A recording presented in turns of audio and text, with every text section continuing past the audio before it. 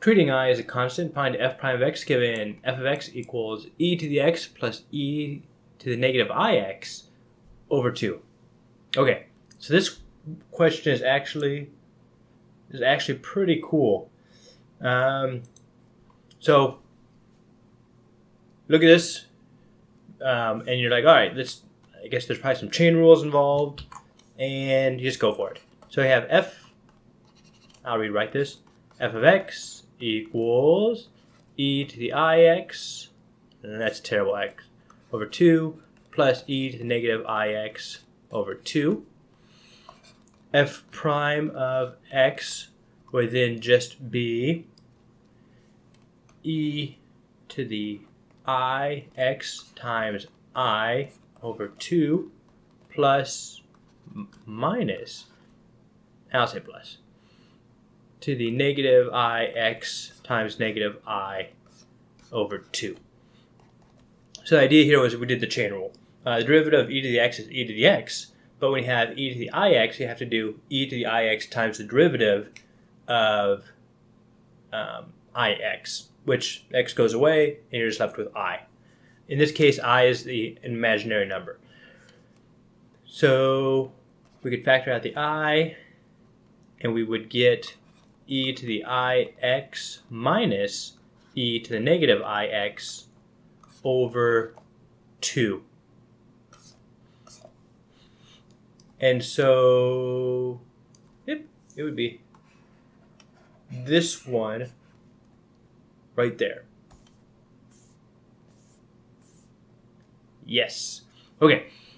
So to go a little bit more in depth with this one, you don't have to, but like just as a general concept in life, this is cosine of x. Or is it sine of x? I think it's cosine of x. I'll check. Wikipedia. Let's do sine of x. Oh, I guess I probably should have done sine. And then we'll look up Euler's formula. Yes.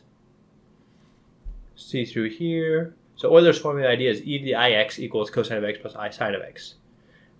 But, which is true, you do some rearranging and you can find a relationship to trigonometry, where the cosine of x is e to the ix plus e to the negative ix over 2. Which way is it? Let's check what we had.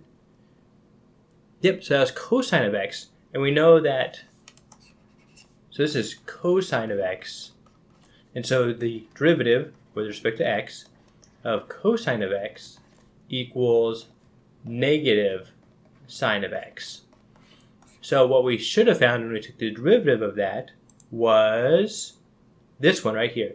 E to the ix minus e to the negative ix over 2i.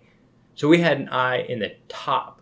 So the way we would rearrange that would be, if we take this and we multiply by I over I, then we get I squared times e to the ix minus e to the negative ix all over 2i, where this I squared, by definition, the imaginary number I squared is negative 1.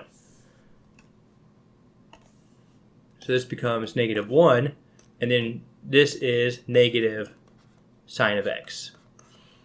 So this shows, using Euler's formula, that the derivative of cosine of x is negative sine of x using just the, basically just the chain rule. And I guess, is there a power rule there? There's probably a power rule involved as well. So using what feels like no trigonometry, we basically show that the derivative of cosine of x is negative sine of x. And that makes sense based on what we know with Euler's formula. So this is not something you'll probably see explicitly stated, be like, oh, you know, Euler's formula, sine of x, cosine of x. You probably won't even see this in math for a while. But it's really cool to know. And it's like, man, things that look totally unrelated, it's like, oh, when you churn it around enough, some of these things are actually kind of related. Euler's formula is pretty interesting. When you get a chance later in life, I'd recommend learning up about it. You might not really have time right now. You have the AP exam and such, and calculus is all-encompassing enough already.